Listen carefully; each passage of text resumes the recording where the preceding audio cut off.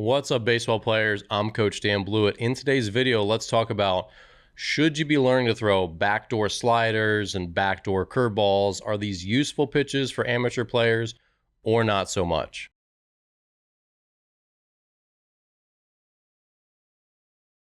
All right, so if you're new here, I'm Coach Dan. I'm a former pro pitcher.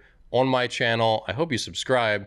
You know, you're going to find lots of videos on your baseball IQ, on strength training, arm care, pitching mechanics, game situations, all that good stuff. So definitely stick around. I've got a lot more content that will help you with your game. On today's video, let's talk about backdoor sliders and backdoor curveballs. So if you don't know what these are, this is when you throw a pitch that goes off the outer part of the plate. So if it's a left-handed hitter, be into the right-hander's batter's box and breaks back onto the plate at the last minute. That's what they call backdoor, because it looks like it starts a ball and then breaks back over the plate for a called strike. So are these useful? You see them in the big league sometimes on TV. You know, you can throw one accidentally in a game and a guy freezes on it. But should this be something that you're practicing? Is this a useful pitch for amateurs? So my answer is not really, not really. So here's the thing. When you throw a curveball or slider, these breaking pitches, there's essentially three locations that you want to throw them to. Number one is down the middle, where you're just giving yourself the most margin for error to throw a called strike.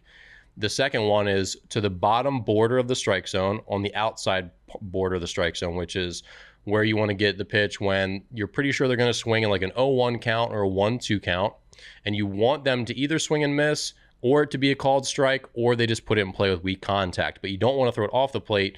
You want to throw it to the corner of the plate, essentially, so that you get the at-bat over with in those counts.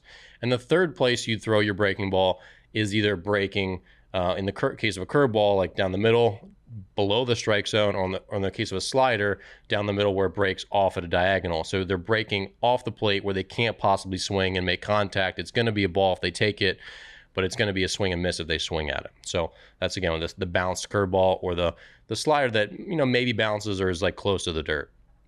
So those are the three locations that if you really watch a game on TV, you're going to see the pitchers throw those pitches, those three locations, the vast majority of the time. At least that's where they're going to set up and try to throw them. Now, the fourth location, I guess, is the backdoor slider or curveball.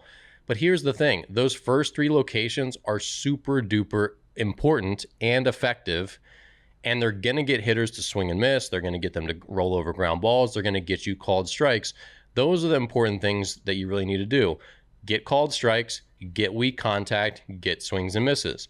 So then what does the backdoor, counting on my pinky, what does the backdoor slider or curveball really do for you? Really what it does is it's a trick pitch. It's tricking a hitter into, he thinks it's a ball, then it becomes a strike, so he takes it, and then he walks sadly back to home plate. It's really just a trick, just a trick a hitter when you can make that pitch. And you see some guys at the big league level, especially guys with really good command and lesser stuff, typically throw that pitch. Because here's the thing, if your slider is nasty or your curveball is nasty, why would you throw it outside the plate so that it breaks back over so that he doesn't swing at it? What's the advantage there?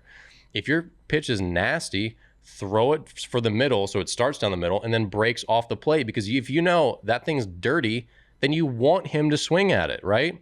So really what this ends up being is something for a guy who doesn't throw a great curveball or a great slider. Maybe he just throws it out there and it comes back, or maybe they have nasty command of it and they can just throw it into the left-hander batter's box, have a break back over and freeze righties all day.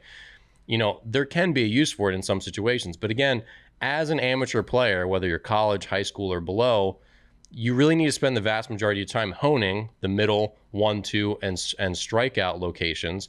And those are really hard to master. Even towards the end of my career, I could not throw the 1-2 curveball very well, where it's breaking to the bottom border of the strike zone on the outer part of the plate for a called or kind of weak contact strike. So you'll have your hands full throwing in those big three locations for most of your career. And so to practice the backdoor, it's just not really like a necessary tool that you need to have in your tool bag. Because again, the biggest thing is if you have a good slider, you have a good curveball, make them swing and miss with it. Throw it down the middle so you get them to swing, and then it breaks where it needs to break, and they hit it weakly or they swing and miss. So again, the backdoor slider, the backdoor curveball, they're just sort of like tricky pitches where if you can make that pitch and you're a higher level player, you might need it. Like for a guy, if you're a slower thrower, like a Kyle Hendricks type in the big leagues, you might need to throw a backdoor slider to Mike Trout to freeze him to get him out. Like that might be a pitch that's necessary for you.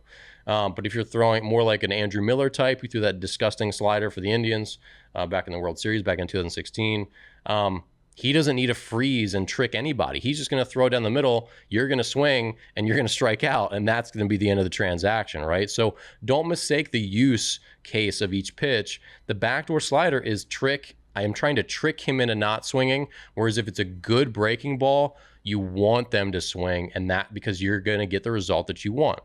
So hopefully this was helpful. If you have any questions, leave one in the comments below. You know, again, learning and controlling your breaking ball is one of the most important things you can do. And so spending your time on it, practicing the right things and not wasting time practicing stuff that you don't really need, that's an important discussion. That's why I want to make this video here today. Thanks again for watching. I'm Coach Dan. I'll see you here in the next video.